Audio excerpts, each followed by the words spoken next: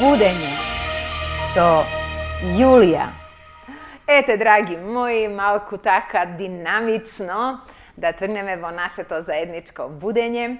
И еве на моје големо задоволство до сега малце вака си коментиравме и си правевме муабет, бидејќи првата гостинка е моја добра пријателка, жена на која што јас навистина исимнувам капа и на која што се воодушевувам постојано на нејзините подвизи, на тоа колку е пред се голем човек, прекрасна пријателка, прекрасна професионалка, професионалец во својата работа, која што ако се одлучите да бидете дел од нејзиниот тренинг за личен раст и развој, навистина ќе знаете дека имате еден човек кој што е предан, кој што навистина со голема љубов, со голема посветеност ја работи својата работа. Па може да се каже дека таа е првиот НЛП коуч на нашите простори во Македонија, значи тренер за неуролингвистичко програмирање, драги мои. Тоа е една посебна техника која што навистина ве поврзува со свесноста, со она што сте, кои сте и кои ќе бидете. И навистина, еве јас да не должам многу, на моје големо задоволство, не знам од кога беше последен пат, но денеска заедно со нас во нашето заедничко будење Марина Анчевска. Маринче, добре ми дојде. Ти благодарам, драга моја. Онака, јас си викам, кога бев последен пат, ама како да било вчера. Ама времето си минува. Времето си минува, многу работи се случија кај тебе, нели, од друг аспект, кај мене исто многу работи. Времето, ете, носи, како што најави и ти на почетокот, носи работи кои што не сме ги очекувале, и добри и лоши работи, пробуваме да се носиме со тоа што ни го дава универзумот на некој начин.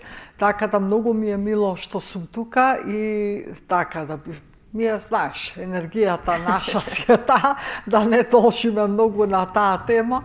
Ти благодарам за поканата, неколку пати се договаравме, ама еве сега било моментот, така да, и баш ми е убаво и се навраќам, викам, вау, колку време помина. Јас сум веќе скоро 17 години вратена од Холандија, значи каде летна време во толку работи се испослучија и вака кога кажуваш доследна, професионална, некојаш викам која цена ја имам јас исто платено, нели? Токму така. Да, за ова што сум целосно посветена на вистина на ова што го работам, што помагам, така и нели, се има цена.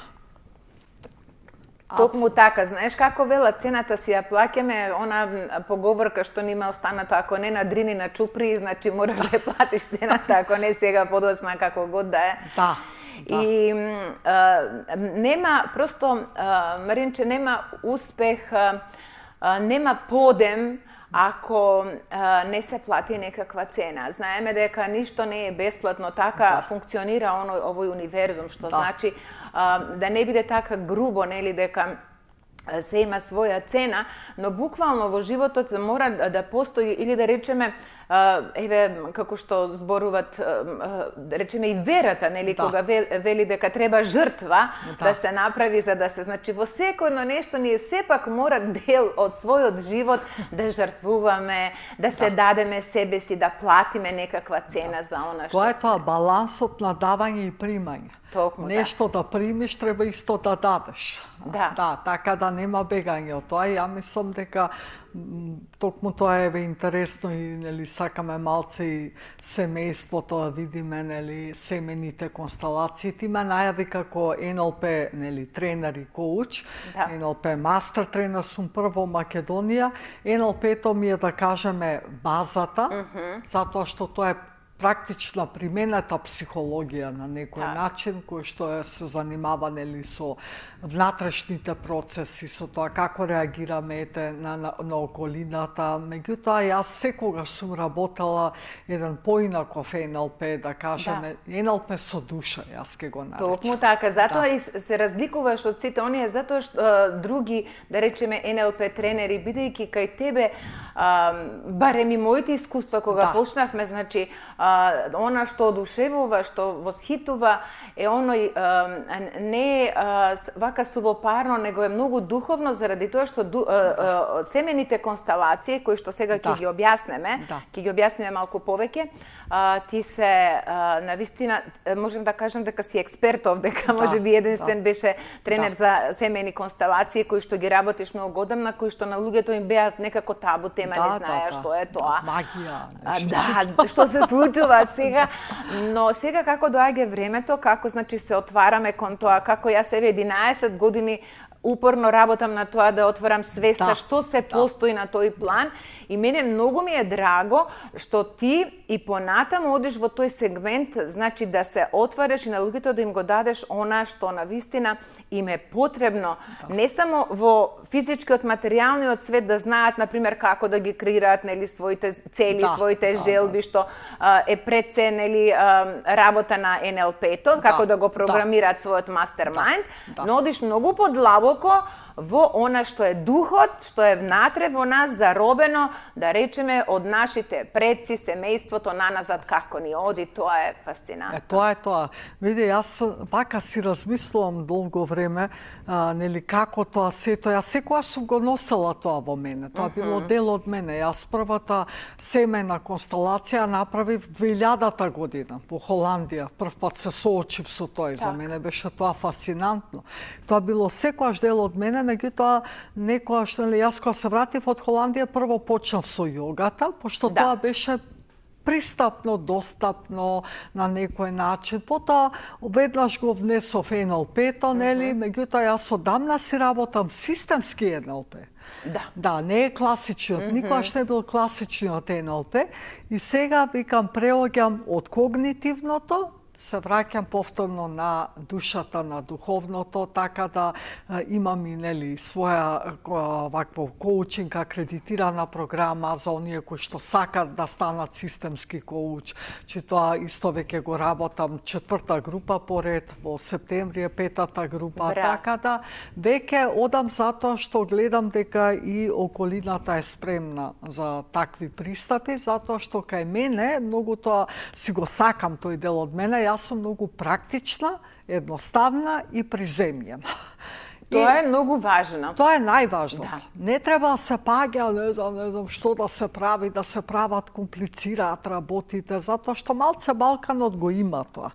Ние сакаме така малку да биде травматично, драматично. Меѓутоа, од тоа има резултати, меѓутоа се краткорочни. Соочување со реалноста, практичноста, едноставноста, тоа е долгорочна трансформација. Така да мислам дека ова сега што го правам, не мислам, туку знам што го правам со системскиот коучинг програмата, тоа е тоа што сега не само на луѓето, туку и на компаниите им треба. Им треба душа, им треба срце, им треба емоција. Не можеме веќе вака да се продолжи, е невозможно. Токму така. Многу е интересен тој сегмент кога, еве ти како, значи, веќе можам слободно да кажам експерт за овој системски коучинг, работиш и со компании и веќе знаеме дека што се случува всушност на нашето поднебје. Значи, апсолутно луѓето се ставени поготово на секаде, ајде да не зборам за државните, но во приватните нели институции или компании, едноставно се чувствуваат како робови. Многу од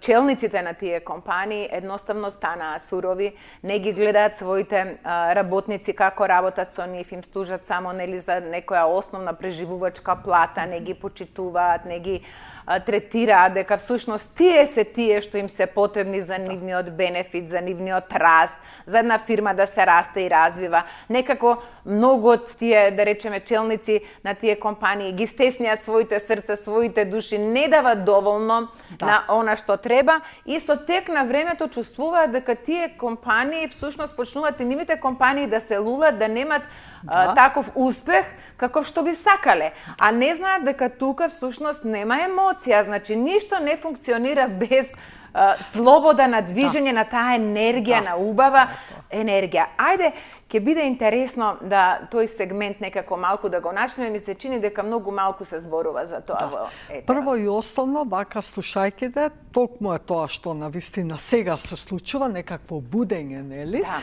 Затоа што се уште постојат човечки ресурси. Да. Што значи ресурс? Значи нафтата е ресурс, и бироата се ресурс, значи и човекот ли е ресурс? Или е човекот потенцијалот во компанијата? Значи прво таму тргнува. Како луѓето се именуваат во компанијата? Луѓето не се ресурс, луѓето се движечката сила, луѓето се потенцијалот на компанијата. Значи тоа треба да се смени најпрво. И настанува секако и значи треба да се смени гледиштето на оние челници кои што го гледат работникот само за да го искористат максимално, значи како ресурс, како па токму така. Што не е во ред, затоа што сите на некој начин проаѓаме низ тоа каде што се работи, нели, за компании, и штета е кога не се вреднува оној што всушност работи за тебе, што ти го носи она што треба да бидеш ти. Зашто ако не е тој, ако ги нема луѓето, што ќе биде компанијата? Празна зграда. Токму така да. Тоа е многу важно. Меѓутоа и кај многу луѓе се јавува веќе будењето. Сменети се вредностите, убедувањата. Сега многу ете така, сите мораме уште да видиме милионери, нели, тоа све се бизнис луѓе, нели, го гледаме подкасти како направил милиони. Дали е до милионите? Да, окей, пари, еве имаш пари. Уште колку ти треба? Така. Уште пари. Меѓутоа и парите се енергија. И парите имаат размена. Зашто ти за да добиеш пари, што даваш? Слободното време? Што треба го посветиш на своите деца, на својот партнер, партнерка? Како ја правиме таа размена за да ги стегнеме тие милиони? Значи, се е размена. И тука исто мислам дека кај многу од луѓето се менуваат вредностите, затоа што дефиницијата, јас сега што доживувам на 21 век, успешен човек е оној кој што има слободно време. Токму така. Да. Слободно време што си се изреализирал на некој начин, меѓутоа може и тоа да го ужива. И не е само да се работи постојано, тоа е убаво да се работи, меѓутоа мора да има баланс, нели? И на уживање на благодетите од тоа што сме го сработиле. А не само милионери са, сите треба да бидеме милионери. Далеко од тоа дека сите треба и дека сите може да бидат, значи тога има доста... Дали сака? Но сака. Тоа е некој модел кој што сега упорно преку медиумите се форсира и знаеш како ми се чини дека луѓето кои што најмногу тоа го форсираат, да речеме, еве и од оние кои што на некој начин се тренали за личен раст и развој, пошто просто е веќе некако, како да ти кажам, застрашувачки, кога ќе се јават со тие видеа, каде што нон-стоп нудат, значи тоа бомбастично, ги гледам како од еден мастермајнд, значи само ја замениле формулата, влегле во друг. Значи, тоа е толку нахално, толку веќе исто останале без емоција, само е потреба за што повеќе клиенти, зашто сега јас еве ја знам формулата, станав нешто, а прашање е до кај станале и колку станале, дали другите сегменти, затоа што кај мене навистина има поминато многу луѓе низ овие емисии. И едноставно, или можеби станале само добри глумци. И тоа затоа што се заменуваат многу работи. Да, за жал така е. Но пак популацијата која што тоа го консумира, исто така добива некој впечаток дека мора да се стави во трка, да направи што повеќе материјално, и тука некаде, значи, се заглавуваат затоа што се прави пак без емоција, без љубов, онаа љубов која што е потребна. Страст, значи таа е друга енергија, љубовна енергија на страст, која што тука не ги ставаш, да, парите се последица, но не ги ставаш секогаш на прво место. Не. Еве и мене колку пати ми вика, зошто не купиш поголем простор, да правиш поголем број на луѓе, групи, ете да има по 30-40, кој што прават, нели, исто и во регионот и понад. Ја викам, јас стварно немам потреба. од тоа. Јас сум стрек на тие 10 луѓе што се во групата, дека јас можам максимално да им се посветам. Токму така. И тие луѓе, еве, ако имам 30, како ќе се посветам ја? Затоа што јас никогаш НЛП-то не сум го работела шаблонски. Јас сум ги водела луѓето во процес. Тоа е друго. Си го работела од срце, тоа е нешто што пред се имаш респект кон секоја индивидуа, дека сите колку и да се поврзани, нели енергијата заедничка, сепак секој за себе е различен. Секако, затоа и НЛП-то никогаш не сум го работела класичниот НЛП, нели? Да предавам, ќе направат некаква промена луѓето. Друго е да си тренер, да предаваш нешто, а друго е да си тренер да водиш луѓе во процеси. Тоа е сосема. Ајде сега, Маринче, бидејќи ти имаш искуство на тоа поле, бидејќи многу од гледачите би сакале да знаат, а се уште, да речеме, можеби не им е јасно, и кога ние велиме, да речеме, еве јас сега со сите оние случувања што ми се случија многу трагични, да го загуби, значи најмилото детето, и кога им велам да ме остават затоа што сум јас во процеси, бидејќи цело време работам на себе, како да го трансформирам тој процес, како да дојдам до себе, до душата на моето дете, да сме заедно, да се чувствуваме, да го слушнам гласот од другата страна, да останам, нели, со себе и нормално свесна за се она што требам да го направам за да опстојам, додека сум тука во ова тело физичко на земјата, додека е кажано, нели, од Бога. И кога ќе им речам на луѓето дека јас проаѓам низ процеси, некако се остануваат, како да кажам, како сега, што збори, какви се тие процеси, значи, и не може да го разберат тоа. Ајде да кажеме, кога еден искусен менаџер како тебе во духовноста и водењето низ тие процеси. Што значи кога еден човек ќе се подвргне, ќе дојде кај прав водич, кај учител, кој што ќе го спроведе низ тие душевни процеси? Што значи самиот процес? Да. Значи, прво, процесот не е нешто што ти ќе земеш апче, ќе се напиеш и готово. Завршена е работа. Еве, и ти можеш да зимаш апчиња за смирување, за се и се што, меѓутоа, кој ќе престанеш со нив, тагата пак ќе се појави. Фала му на Бога, не земав ни едно, знаејќи го процесот, да кажеме, затоа што еве и луѓе што посегнуваат по апчиња и мислат дека нели нешто ќе направат. Да кажеме колку е потребно да бидат свесни за да влезат во тој процес кој што после ќе делува како апче да ги... Зашто еве запта те боли, ти ќе земеш апче, ќе ти помине болката, меѓутоа утре ден пак ќе те боли забот, затоа што не е санирано. Така, проблемот не е направен. Така и со нашава душа, со емоциите. Значи, луѓето мислат дека е тоа толку така едноставно, меѓутоа се е тоа процес, затоа што одеднаш доаѓаш до некакво сознание, така за нешто што го имаш, ја разбираш, ја гледаш реалноста, и тоа треба време. Тоа треба време за да легне тоа прво осознавањето и потоа да се прилагодиш на тоа, да најдеш начин како да се носиш, дали е тоа тага, лутина, промена на работно место или што и да е. Значи тоа не оди од еден ден во друг ден. Освестувањето, може да биде тоа многу лесно, многу брзо. Ќе ти кликне и ќе го освестиш. Ама после тоа? После тоа бара вештини, бара стручност некаква, за да можеш да се носиш со таа промена што си ја освестил. Тоа може да трае. Јас може тоа некако, еве пластично да го објаснам. Јас стално си ја носам гасеничкава, нели? Многу се сладки овие реквизити. Да, секогаш имам реквизити и баш вака позади тебе убавата пеперутка и викам ништо не е случајно што ја донесов гасеничката. Ако например оваа пеперутка јас ја објаснувам како ние сме гасенички, нели? Гасеничка во разни бои, ова се боите на моите предци. Значи, сите оние кои што постоеле, благодарение на кои што јас постојам, така да не биле моите предци. Меѓутоа, проблемот е, предизвикот на сите нас е да се ослободиме од нивното емоционално наследство. Затоа што се додека ние останеме врзани, а ние сите го имаме тоа, затоа што сме ние лојални деца на нашите предци, ние не можеме да станеме пеперутка. И тоа е процес. Тоа не е туку така едноставно.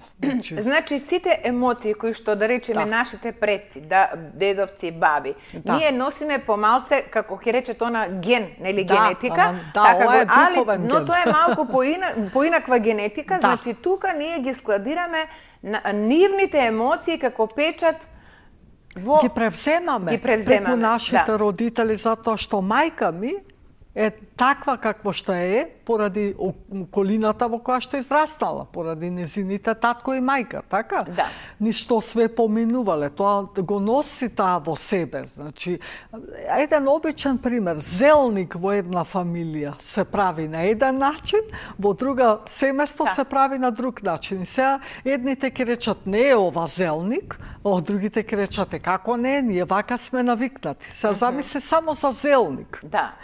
А замисли за се друго, начин на справување, носење на одлуки, емоции искажување, значи справување со проблеми, со предизвици во животот, се е тоа наследно. Токму така. Таа е епигенетска, како ја викаат, генетика некоја, значи што се пренесува преку тоа што ние сме го живееле и доживувале од нашите предци. Ние децата само пресликуваме. Ние се копираме. Сите се едни на други копи-пейст. Да, и ние копираме, например, мене, например, еве како пример, не го давам дека е тоа така, меѓутоа некој ако ме погледне, например, вака, можда јас ќе речам што му е на овој и ќе почнам да се собирам во мене. А некој друг ќе рече, зошто ме гледаш така, што е проблемот? Значи, различен начин на справување само на физичка експресија од некој друг. Затоа што мене може би татко ми ме гледал така. Ми викал не прави така како што правиш ти, треба вака да правиш, и мене секој нареден пат било кој човек некаде ако ми го покаже тоа невербално однесување, јас ќе реагирам на тоа. Значи ти истригира, веднаш и реагираш негативно, се собираш, ти биде нелабо. Што и да. А не знаеш од каде, повеќето луѓе не знаат од каде доаѓа тоа чувство, таа емоција. Да. Тоа е наследство, го викаме, од нашите родители, и тоа наследство може да се смени. Затоа еве са и оваа јас ја носам, нели? Ние сме, ако сме заглавени во животот, во емоциите, чувство на заглавеност. Луѓе се заглавени во телото. Не може телото не им функционира, или се имаат прекумерна тежина, или имаат болки постојани. Тоа е некаква заглавеност на некаква емоција. Значи, ние мораме прво да видиме, нели, да се отвориме себе си за промени. Не можеш ти да направиш промена ако си целиот затворен, ако не примаш никакви информации, ништо, ако не, еве, да отидеш некаде, веќе отворено, значи бараш некаква помош. И како и ние затворени и отворени, ние гледаме дека ние сме поврзани. Да, така е. Со нашите предци, со околината, со се. Ниту еден човек не постои сам по себе. Токму така. Не може. И ние тоа го избегнуваме. Ние мислиме дека ние сме уникатни, нешто специјални, нели? Па ќе се издвојувам, ќе се правам, а немаме свесност дека ја што и да правам, јас влијам на околината околу мене. Да. Или околината влија исто на мене.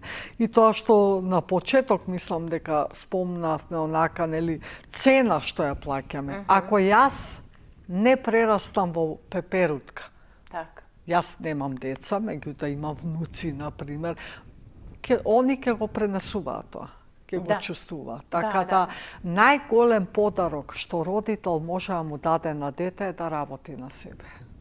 Значи, првин родителот да работи на себе, така е. Да. Бидејќи, еве, родителите ќе речат детето, нели, не ме слуша, вакво е, такво е, или да речеме многу деца сега скренуваат, има се и се што, нели? И родителот ја бара грешката во детето, како да го поправам, што да му направам. Може би оној момент дека треба првин да се сврти кон себе си, да си рече, чекај, со што јас придонесов моето дете да се однесува така, дали јас нешто треба да променам на себе. Може би тоа на прв поглед не е така видливо. Нели, родителот, нели, се му овозможи, има телефони, има патики какви сака, имаме такви, нели, примери. Има се, па добро, што сака? Да, има се, ама нема внимание, нема љубов, нема разговор, значи нема комуникација, значи некаде ама тоа еве може и да го има, ќе те прекинам. Меѓутоа и начинот на кој што го дава родителот е знак прашање. Затоа што енергетски се пренесува тоа. Да. Значи многу е битна енергијата со која ние нешто правиме или даваме. Да. И затоа што децата го читаат тоа. Апсолутно. Може би не треба ништо да му се каже посебно.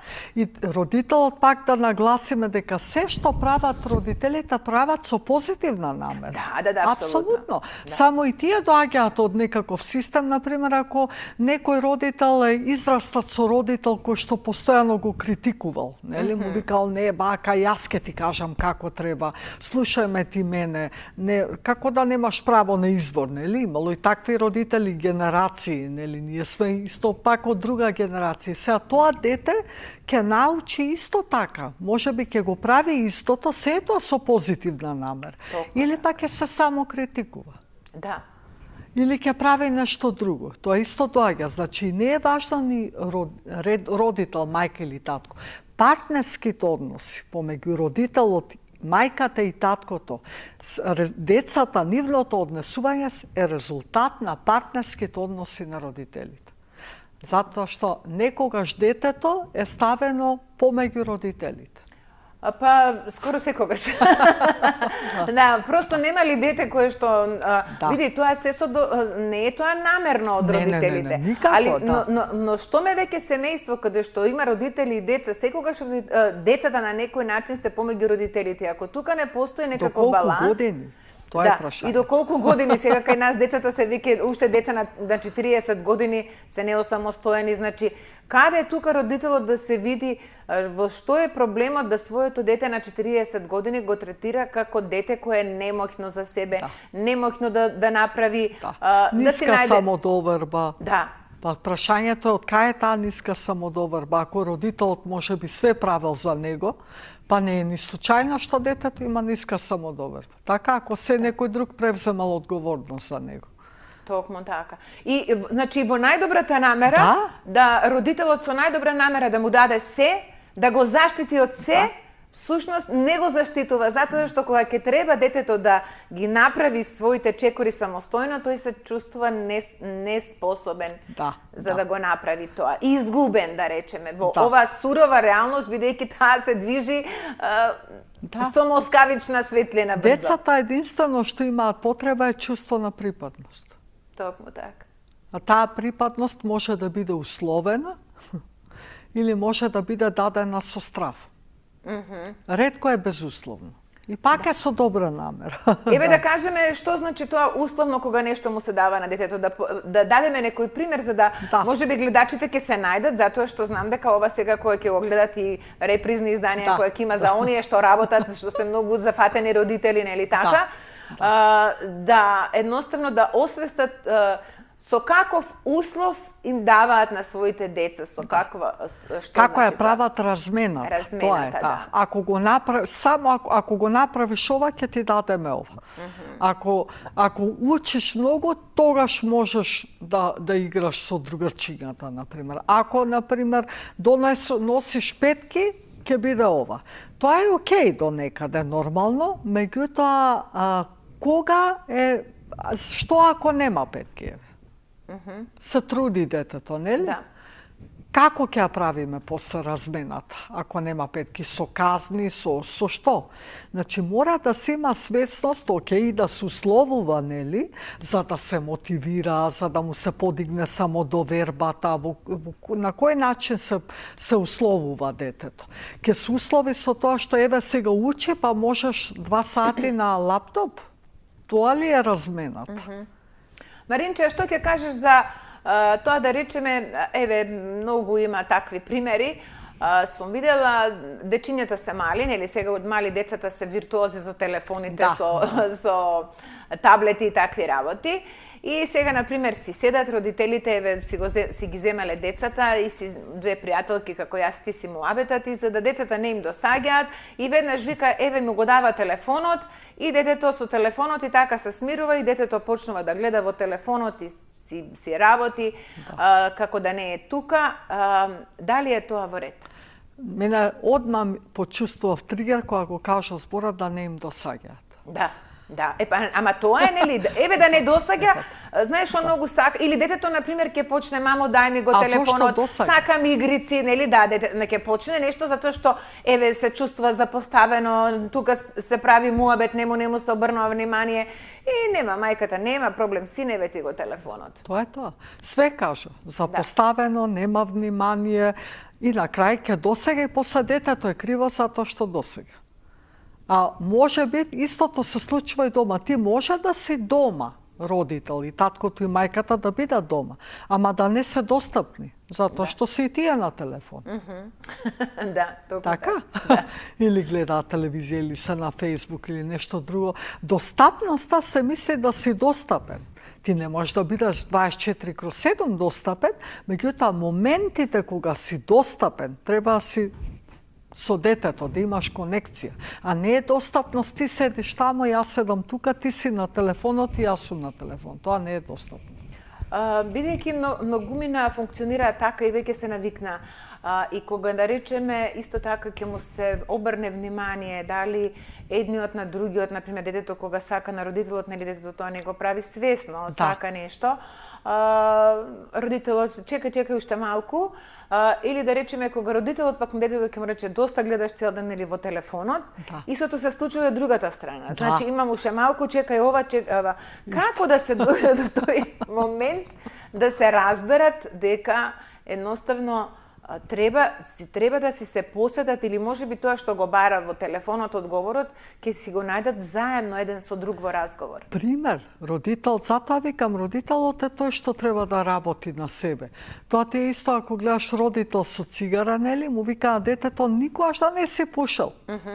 Не е добро за тебе. И са детево го слуша или гледа што прави родителот. Децата учат од тоа што визуелно приемат. Значи, ако го гледа родителот, исто детето ги гледаат односот помеѓу родителите. Ако родителите не се еден со друг емотивно достапни, значи така ќе биде и детето. Прво емотивно нема да се развива, нели, доволно, и плюс односите со браќето и сестричето или со кој да е, исто се односите помеѓу децата се исти како што се односите помеѓу родителите.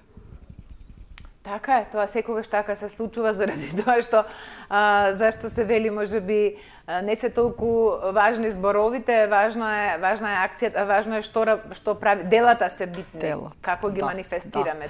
За детето, ако родителот бара од детето да не е на телефон, а родителот кога детето сака да комуницира со него е на телефон, каква порака си испреќа? Значи, во моментов ја можеби ќе зборувам со детето, нели, вртам, тука сум те гледам, ама што е пораката? Дека телефонот е поважен од да се свртам јас со поглед кон детето и да го прашам, кажи што ти треба. Или како можам да ти помогнам. А ја можам да викам вака, кажи што ти треба, што? Да. Значи, не си, емотивно не си достапен. И тоа многу од родителите го занемаруваат, а од тука почнува се. Затоа што друго е, јас и ти ако зборуваме сега, ти натака, ја навака, не, ние двете сме во собата, така? Да. Меѓутоа, јас гледам навака, ти гледаш натака. Имаме ли конекција, така? Не. Никако. Ова е тоа, затоа си столчињата вака наместени. Токму така. Маринче, да малку да обрнеме внимание на твојот професионален ангажман. Сега рече од септември почнува нова група. Да. Ајде да кажеме што опфаќа таа група за системски коучинг.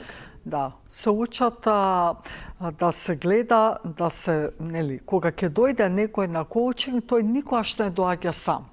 Доаѓа физички сам. Меѓутоа доаѓа со целиот систем.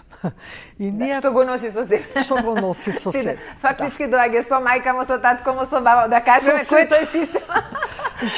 Си ги носи како гасеницата вака, сите позади со него. Сите. И ние како едно вошче. Затоа што некој кој ќе дое со некој проблем, со некакво однесување, ние треба да разбереме од каде тоа доаѓа. Зошто на некој му се случува тоа што му се случува? Зошто некој има таков предизвик? Можеби е до улогата што има во семејството. Несвесната улога. Затоа што системската работа се базира на неколку принципи, од кои едниот е важно редоследот, временски, нели, кој е во семејството, прв, втор, трет, според датум на раѓање. Другото е важно местото, дали си ќерка, син, дали си дете после абортирано дете или дете после починато дете, како биле, нели, односите во семејството и каква била размената на давање и примање. На љубов збориме, условена со страв, значи како одела таа размена. Кога ќе го разбереме тоа, затоа што единката викам дека е таква какво што е, поради динамиките и заплетите во системот.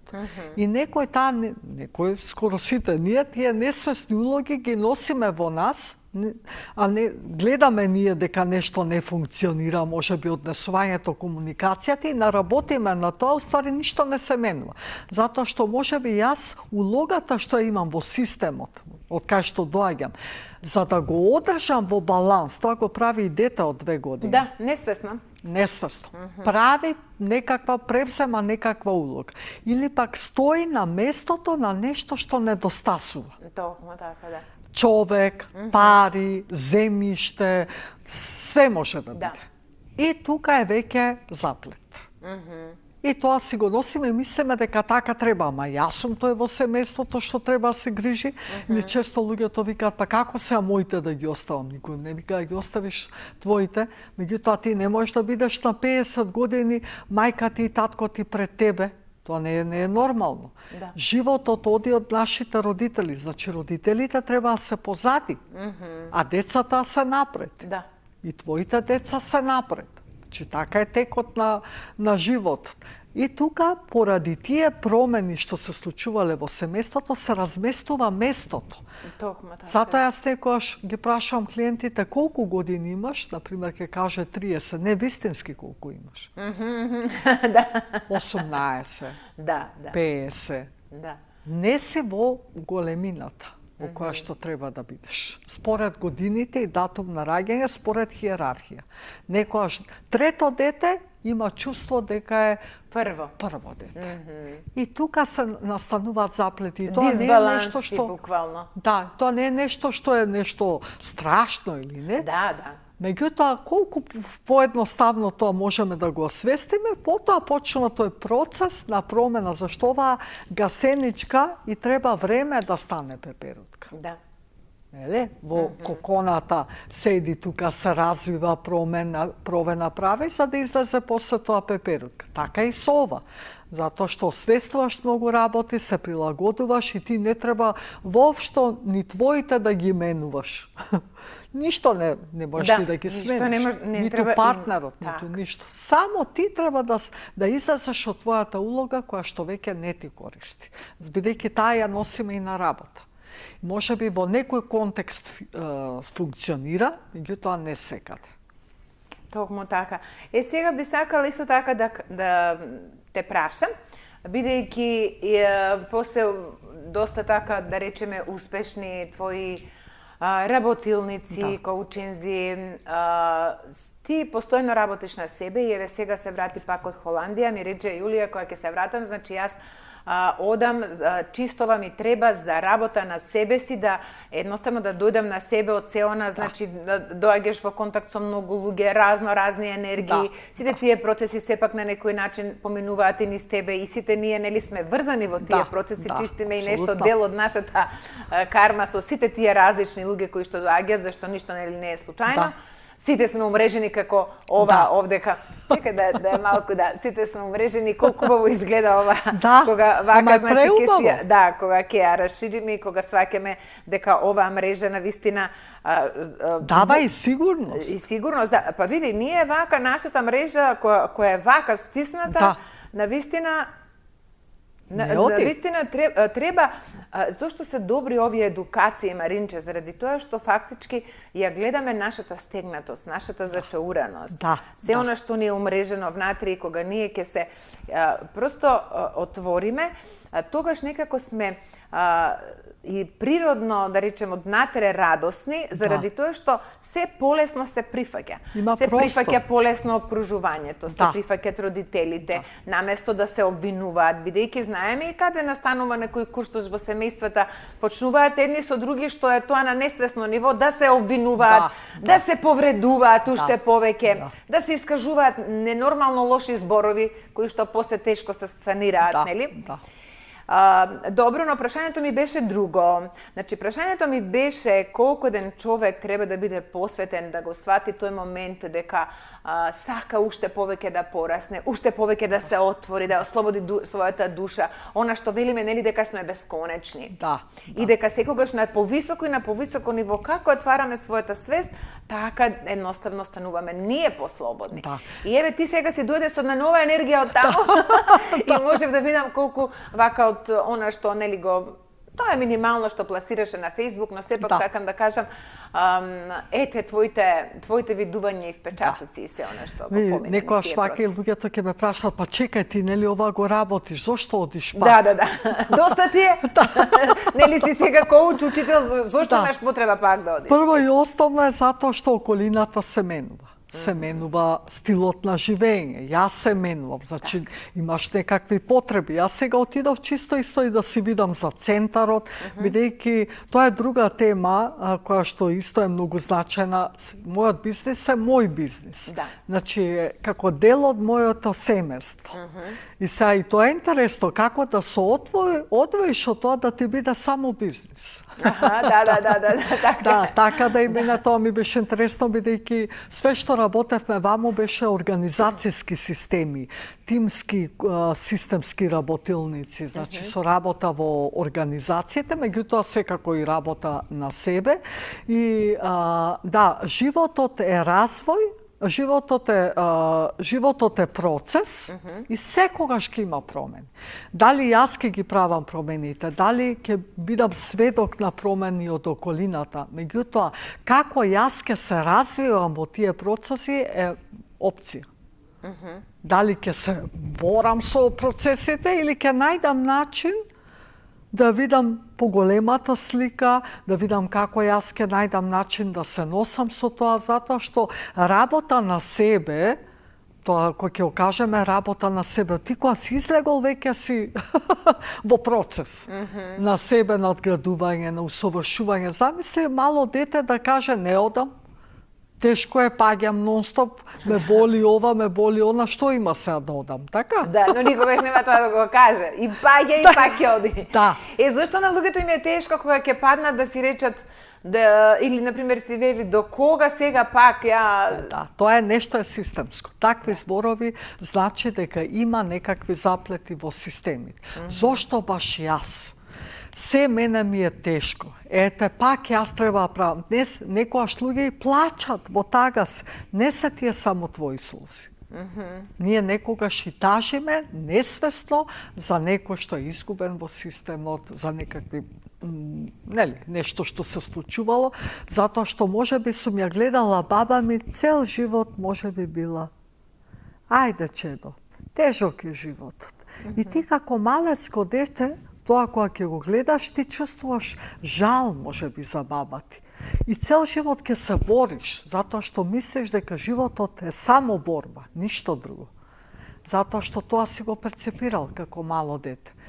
Значи, тоа е се има некаква промена. Еве и сега што работите... И уште кога целиот систем, да речеме вака, ти се натура со тоа дека треба постојано да бидеш со наведната глава, пред своите предпоставени, пред политичарите, пред системите, пред колективна травма е таа. Така, колективна травма неизлечена и со луѓе кои што поима немаат како да ја залечат таа колективна травма, ослободувајќи се себе си од како врзани за незе и го проектираат тоа на повеќето луѓе и тоа е не може тоа клопче да се одмотат во недоглед. И едноставно после луѓето што велат? нечинат. Овие, овакво, каква е оваа земја, ја напаѓаат земјата, а земјата не е крива, земјата си не е убава, па си бегаат од земјата. Како, значи, фактички, знаеш што, ова целото некако, кој ќе го погледнеш, е манифестација на истроматизирани луѓе кои што ги прават сите овие работи. И ние што правиме? Само ги лечиме симптомите, а не гледаме како да излечиме траумата. Значи, што е тоа? Зошто се случува се тоа? Значи, не е тоа само од сега, тоа од генерација од генерација. Треба да се колективно да се направи едно чистење. Сега кога спомна земјата, јас земјата многу ја сакам. И јас многу ја сакам. Меѓутоа државата, друго е државното уредување. Так прашам. Значи системот кој што луѓето кои што го уредуваат она како ние како овци, нели, така ги рачунаат, а сепак не сме сите овци, не сме сите подложни на авторитети, имаме свое мислење, сме направили, имаме некакви искуства, кои што мислам дека се многу корисни.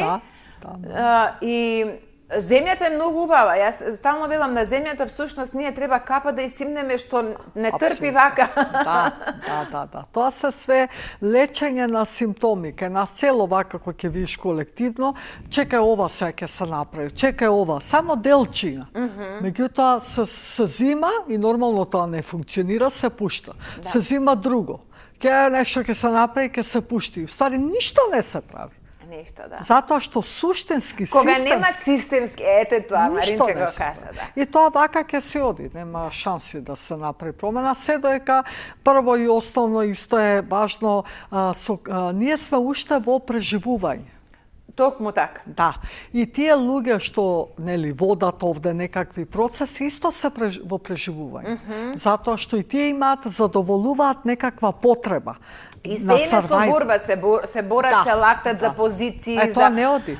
И како, например, да се дојде до поголеми финансии за своја собствена лагодност. Тоа е све едноставно нема давање природно дека треба да знаеш дека стварно и оној другиот треба да се чувствува убаво, нели, да ти биде драго, ти околу тебе обкружувањето да се чувствува убаво. Тоа е висока свест. Тоа е висока свест. Едно најосновното, секој што зима нешто, што прави штета на нешто друго, да знаат и да бидат свесни дека нивната генерација ќе го прави балансот. На било кој начин. На било кој, значи ќе си го плаќа цехот. Здравствено, материјално, емотивно, апсолутно. Затоа што така функционира универзумот. Така функционира универзумот. Се нешто што недостасува, некој друг ќе го надополнува. Ако јас со тебе украдам пари, мојот внук, керка, дете, не е важно што, не може би, 99,9%, само не се знае која генерација ќе фати, можда ќе има проблеми со пари, нема да може да задржи пари. Значи, нешто ќе се случува. Затоа што мора да се порамни. Нема. Така е. Ние све што правиме, ние исто правиме израмнување за нашите од нашите предци, затоа некој вика ништо не ми оди. Треба да се види што е тоа таму заглавено преку констелациите, нели, за да се израмни, да се направи рамнотежа, за ти да го оставиш тоа таму каде што припаѓа. Не е тоа твоја траума. Ама ете, тоа е еден апел до сите што прават некакви работи, да си знаат дека тоа некаде ќе се издрами. Ти мислиш дека сега си зел, си направил си се, меѓутоа балансот, рамнотежата, цената која што си ја платил и другите околу тебе која цена ја платиле за ти тоа да го земеш, тоа универзумот ќе си го избалансира. Токму така, Маринче. Мислам дека убаво објаснивме и дека навистина ова ќе допре до нашите гледачи кои што ги има и тоа во како голем број едве чекаат да слушнат вака некои, да речеме, конструктивни и убави совети. Ние не сме тука за да нешто продаваме, не знам, совети, да ги учиме. Јас стално велам дека не сватат луѓето дека нешто им се натура, како нели ова што веќе рековме на социјалните мрежи, морате тоа, никој ништо не мора. Не. И ние сме тие кои што сме се ставиле во тоа да си учиме, да си чистиме наши, што си ги влечеме нашите сите, нели, оние товари што си ги носиме од предците, но колку е битно заради тоа што луѓето си мислат дека она што било веќе, некој заминал, што е битно сега кој ми бил, што ми бил, како ми бил, завршило неговото. А не се свесни дека, или да речеме, кога децата носат многу голем револт од родителите кои што веќе може би заминале, колку тоа исто се одразува на нивниот просперитет на се. Значи ти мора да го прифатиш родителот, да му одадеш почит во тој систем, да му дадеш место за да ти растеретен одиш низ животот. Апсолутно, тоа е најважно. Да си бидеш во годините прво во кој што си и да порастеш. Да. Затоа што и родителите правеле најдобро што знаеле и умееле, на начин на кој што тие нели биле воспитувани и се, меѓутоа еве ако си ти толку паметен и ако тебе тоа ти сметало, прави ти поразлично. Токму така. Но ние сме тука за да правиме поразлично, што се вели, колку што можеме се трудиме, фала му на Бога.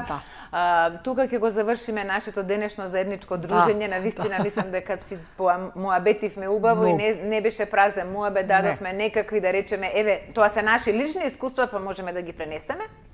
Има се, луѓето сега се е достапно, не мора да доаѓаат кај мене да не знам што, секој да може да одат.